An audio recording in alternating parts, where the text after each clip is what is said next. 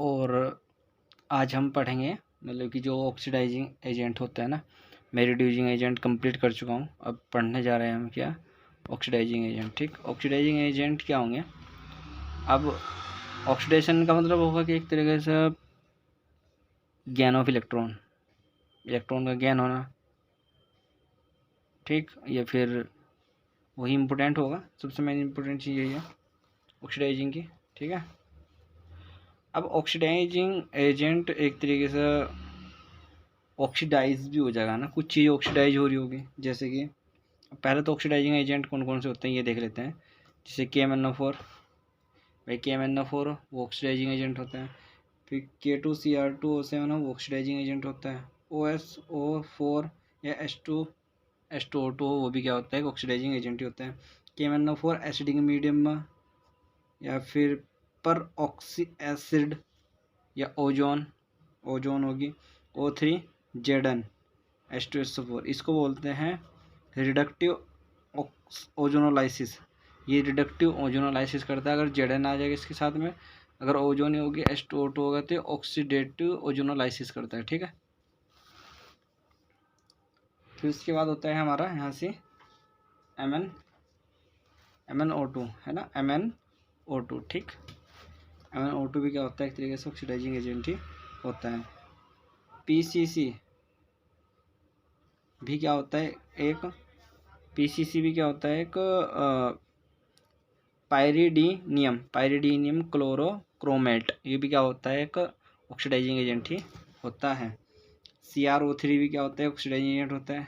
Sodium hydroxide oxidising agent होता है ना, या फिर CrO3H2SO4 जॉन्स रिएजेंट बोल देते हैं इसको। ठीक है, अब जो PCC होता है ना और जो CrO3 होता है ये भी सिलेक्टिव होता है। देख, ये भी क्या करता है, सिलेक्टिव काम करता है। ठीक है, ये अल्कोहल को एल्डिहाइड में बदल देता है। ये प्राइमरी सेकेंडरी में बदलता है ना, ये प्राइमरी और सेकेंडरी अल्कोहल में बदल देता है ना। अगर अल्कोहल होगा तो इसको इसमें एल्डिहाइड में बदल देगा।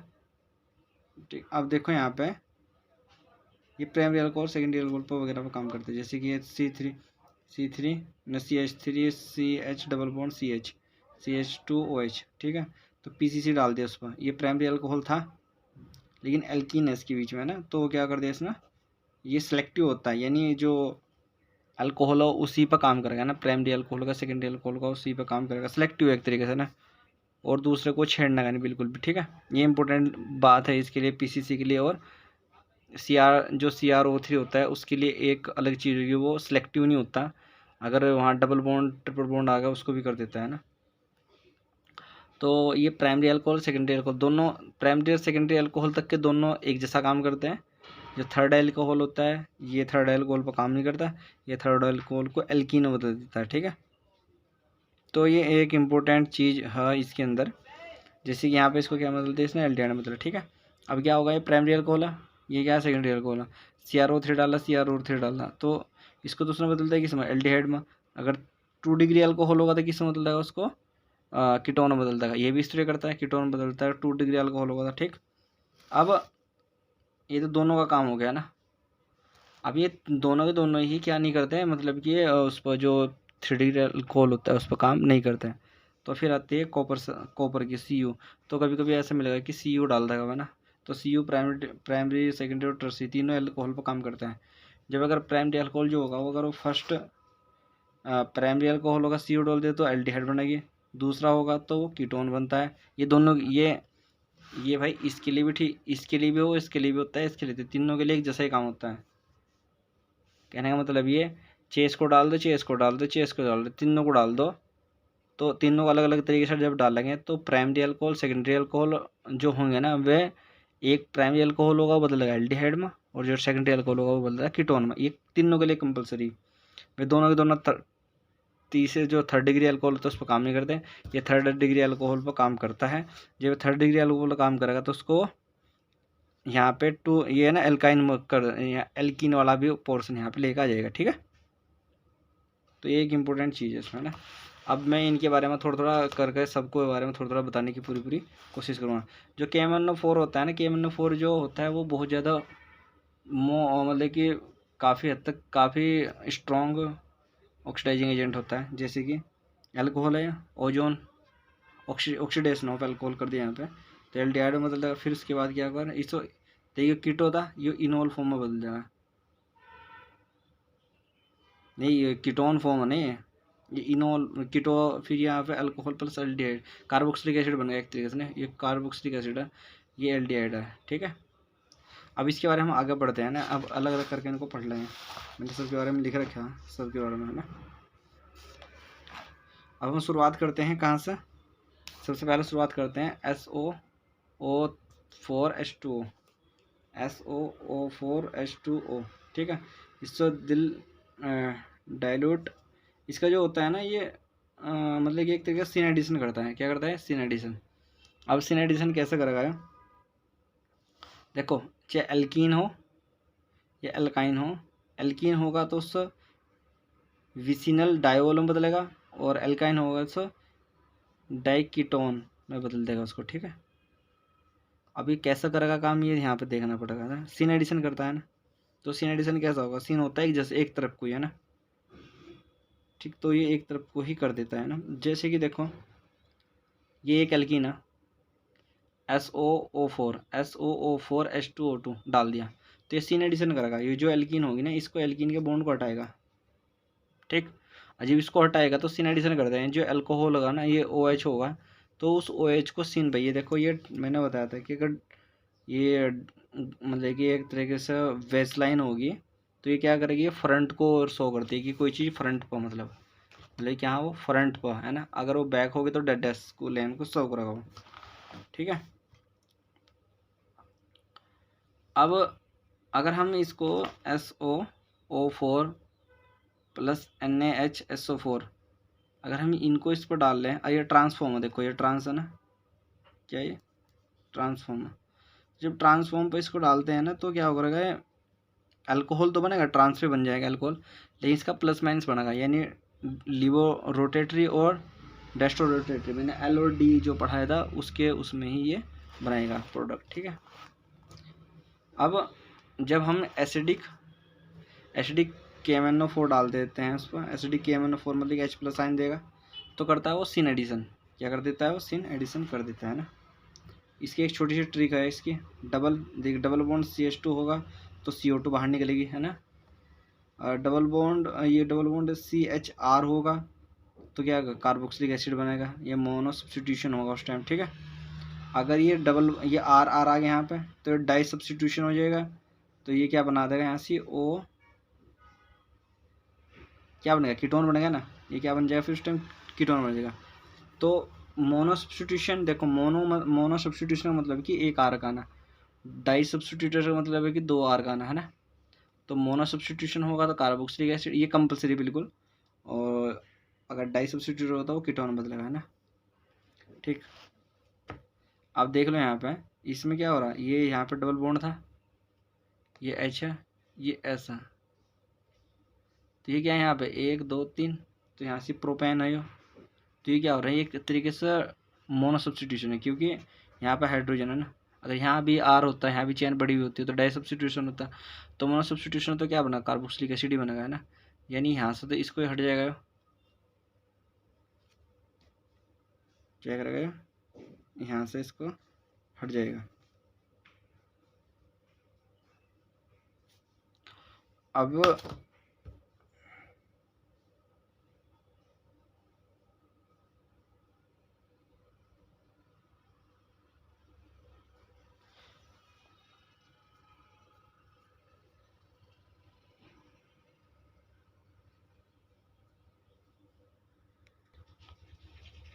तो इतनी बात समझ में आ गई, नहीं तो अगर एसिडिक फॉर्म हो रही है तो ये इस तरीके से वो करेगा। लेकिन अब ना, जो हमारा जो ओजोनोलाइसिस होता है ना, तो ओजोनोलाइसिस के बारे में भी कुछ ऐसा ही होता है, ठीक है। क्या होता है, अगर ओजोनोलाइसिस हो रहा है, अगर Zn है उसकी फॉर्म में, तो रिडक्टिव ओजोनोलाइसिस बोलते हैं उसको। अगर O3H2O2 होता है तो ऑक्सीडेटिव ओजोनोलाइसिस होता है ना। तो हम पहले पढ़ रहे हैं रिडक्टिव जो रिडक्टिव ओजोनोलाइसिस है उसको पढ़ेंगे पहले ना। देखो, इनको हम दोनों कंपैरिजन करके पढ़ते हैं ना, तो जब ज़्यादा सही रहेगा। जैसे कि जब रिड्यूसिंग बोलेंगे इसको Zn होगा इसके साथ में, यहाँ पे H2 होगा। तो ये देखना है कि इम्पोर्टेंट चीज़ क्या है इसमें। जब ये डबल बॉन्ड को तोड़ दो, एक ऑक्सीजन इधर रख दो, तो इधर से क्या बनेगा, ये एल्डिहाइड बन जाएगा। ऐसे यहाँ पे जोड़ दो तो क्या बन जाएगा, O डबल बॉन्ड CHR बन जाएगा। ठीक है, एक यहाँ पर करते हैं तो यहाँ ऑक्सीजन आ जाएगी, तो डबल बॉन्ड हो जाएगा, तो कीटोन बन जाएगा यहाँ से। तो ये आइन है ना, डबल बॉन्ड है यहाँ पे, ये ट्रिपल बॉन्ड है तो CH है। तो यहाँ पे क्या हो जाएगा, ये अल्कोहल यहाँ से रहेगा, और यहाँ पे क्या हो जाएगा, कार्बन की 4 होनी चाहिए, तो दो रहेगा इधर, ये हो जाएगा ऐसा अल्कोहल।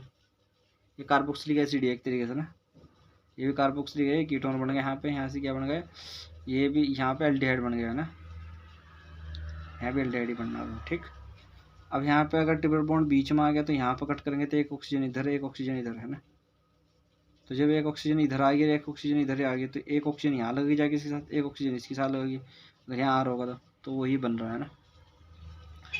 उसमें क्या होता है कि जब ऑक्सीडेटिव ओजोनोलाइसिस होता है तो यहाँ इसके उसमें क्या बनना था, एल्डिहाइड बनना था। यहाँ पे CO2 बनती है उस कंडीशन में, जिस कंडीशन यहाँ पे भाई एल्डिहाइड ही, तो ये भी CHOR है ना, ये R लगा दो शुरू में, तो CHO ही तो बनना है एक तरीके से। भाई क्या बनना है, जैसे कि ये बनना है भाई हमारा, यहाँ से इसको मैं ऐसा लिख रहा HR, तो इसको मैं RCHO भी तो लिख सकता हूँ ना। तो क्या बनना है, एल्डिहाइड ही बनना है वहाँ से, है ना, उसकी वजह से। तो इसके लिए इसमें क्या बनना है, यहाँ पे एल्डिहाइड ही बनना है। लेकिन इस कंडीशन में क्या बनना है, ये कार्बोक्सिलिक एसिड बनना है। ठीक है ना, तो इतना ध्यान रखना कि इनमें कंपेरिजन करके ही याद करना है इसको। ठीक, अगर ये ऐसी कंडीशन है R1 R2 की कंडीशन आ रही, तो इधर कीटोन बनना, इधर भी कीटोन ही बनेगा, नहीं 2 डिग्री होगा तो वो कीटोन बनेगा। लेकिन अगर यहाँ पे ये आइन बन गया तो यहाँ पे वो CO2 में बदल जाएगा फिर। ठीक है, अगर बीच में आ गया तो फिर कार्बोक्सिलिक एसिड बन जाएगा। तो ये छोटा सा एक डिफरेंस है इसमें, तो याद रखने की ज़रूरत है इसे बहुत ज़्यादा। अब ये देखो, जो ऑक्सीडेटिव होता है ना और जो एसिडिक KMnO4 होता है, उसको थोड़ा मैचिंग सी करती है थोड़ी, है ना। जैसे कि वहाँ पे था ऐसा CH2 था, तो यहाँ CO2 था, ऐसे यहाँ CH2 था, तो यहाँ भी मतलब CO2 था। जैसे कि यहाँ की CHR था, तो यहाँ भी CHR था, कार्बोक्सिलिक एसिड था, तो यहाँ भी CHR था, तो कार्बोक्सिलिक एसिड था। ठीक है, तो अगर मोनो सब्स्टिट्यूशन था तो कार्बोक्सिलिक एसिड, अगर डाई सब्स्टिट्यूशन था तो वहाँ भी क्या था, कीटोन बढ़ना था, और यहाँ भी क्या बढ़नी, कीटोन बढ़नी। तो थोड़ा सा कंपेरिजन करने से अच्छा याद कर सकते हो तुम इसको। तो ऑक्सीडेटिव में और एसिडिक KMnO4 में तो थोड़ा सा ये मतलब कि थोड़ी सिमिलरिटी है ना, तो थोड़ा याद रखना। ठीक है, अब एक क्वेश्चन है यहाँ पे। क्वेश्चन ये है कि एन एल्कीन, कोई एल्कीन है ए है, on ozonolysis give a mixture of ethanal, जो एथेनल देती है, नहीं एल्डिहाइड दे देती है ना। कोई एल्कीन है जो ओजोनोलाइसिस करने के बाद क्या देती है, एथेनल एल्डिहाइड दे रही, एंड पेंटेन 3 ऑन दे रही वो। तो हमें क्या करना है कि वो ए है क्या, वो क्या है वो है, तो हमें पता होना चाहिए ओजोनोलाइसिस क्या उसने। तो एथेनल दिया, तो एथेनल कब दे सकता है वो, एथेनल तो तब दे सकता है ना अगर वो डबल बॉन्ड के साथ C2H2 जुड़ा हो, जैसे कि ये कंडीशन है CH3CH, भाई 2 होगा ना, 1 2 तो 2 हो गए। अगर मैं यहाँ में 1 0 इधर 1 0 इधर कर दूँ यहाँ पर ओजोनोलाइसिस, तो एथेनल हो जाएगा ना। और ये पेंट पर 1 2 3 4 5, तो 1 2 3, तो 3 पर क्या ऑन है, तो 1 2 3 चाहिए इधर से कर लो, तो यहाँ 3 पर क्या हो रहा है, ऑन। तो ये एल्कीन व यह हो सकता है ना, ये आंसर होगा इसका। ठीक है, अब ऑक्सीडेशन,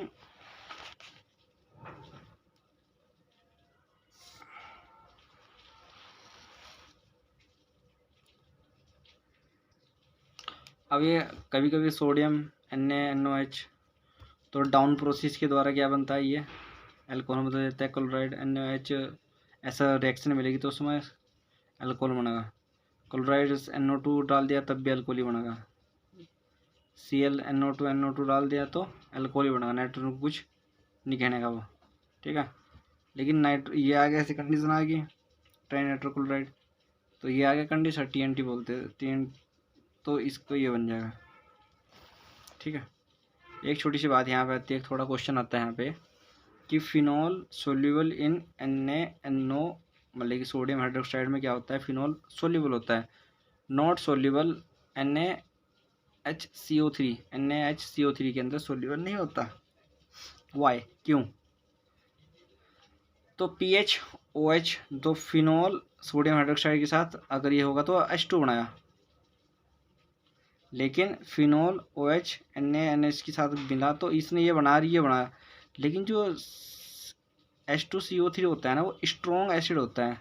क्या होता है? Strong acid. और ये क्या होता है? वीक एसिड होता है। तो इसकी वजह से ये नहीं हो पाता है ना। तो it I group present ortho and para position जो सोल्यूबल इन NaNOH। अगर I- ग्रुप जो है ना प्रेजेंट है किस पर? ऑर्थ और पैरा पोजिशन पर, और pH और अल्कोहलिक वो सोल्यूबल इन था, इसके अंदर सोल्यूबल हो सकता है, जैसे कि ये कंडीशन है। अगर हम इसको सोडियम में डालेंगे तब भी सोल्यूबल, इसके अंदर डालेंगे तब भी वो सोल्यूबल ही होगा, ठीक है।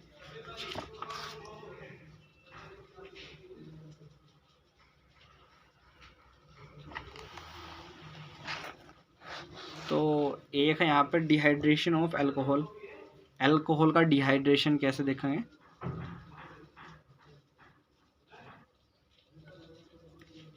देखो अब नहीं, मैं इसको यहीं पे कंप्लीट कर लेता हूँ, है ना।